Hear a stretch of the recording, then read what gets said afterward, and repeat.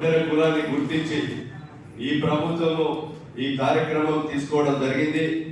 ఈ యొక్క ఒంటరి కులాలను కూడా మీరేదైతే 9 డిమాండ్లు పెట్టారో ఎస్టీ జాబితాలో మా స్వామి చెప్పినట్టుగా కేంద్రంలో అధికారంలోకి వచ్చిన వెంటనే ఈరోజు ఈ యొక్క కార్యక్రమాన్ని కూడా ఒంటరి కులస్తులు రాయి రంప పండా కొట్టుకొని ఈరోజు గుట్టలను వారి పిండి చేసి ఈరోజు వాళ్ళ జీవితాలన్నీ కూడా మరి ఈరోజు పణంగా త్యాగం చేసినటువంటి ఒంటరి కులస్తులను తప్పకుండా మీరు పెట్టినటువంటి న్యాయమైన డిమాండ్లను ఈ ప్రభుత్వము గుర్తిస్తుంది.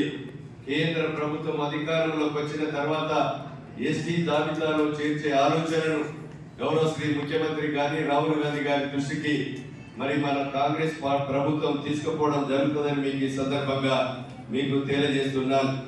ఈరోజు నామినేటెడ్ పదవులు మన ఫలితాన్ని బట్టి వస్తుంటాయి.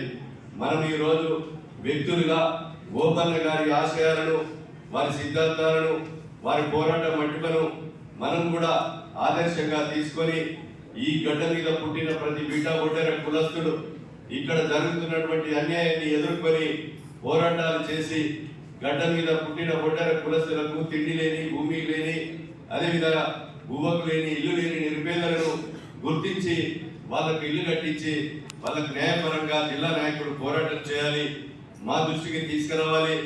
ఈరోజు మనము మరి బలపడడం కాదు, మన కులంలో పుట్టినటువంటి అట్టడుగున ఉన్నటువంటి పేద వర్గాలను గుర్తించి వాళ్ళను పైకి తీసుకురావడమే ఓపన్న లక్ష్యమని సందర్భంగా గుర్తు చేస్తున్నాం.